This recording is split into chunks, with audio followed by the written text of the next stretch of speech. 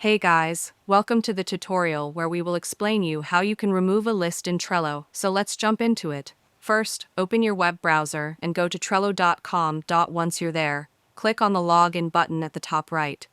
You can sign in using your email, Google, or even Apple account, whatever works best for you. After logging in, you'll land on your Trello dashboard.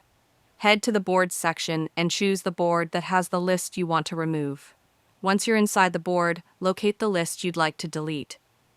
On the top right of the list, click the three dots icon. From the menu that appears, select Archive this list. This hides the list from your board, but it's not deleted yet. To permanently remove it, go to the board's top right corner again, click the three dots, and select Archived Items. Now switch the view from cards to lists, find the one you just archived, and click the trash icon next to it. Confirm the deletion and it's gone for good, and if you're unsure, you can keep the list archived instead of deleting it, so you don't lose any data permanently.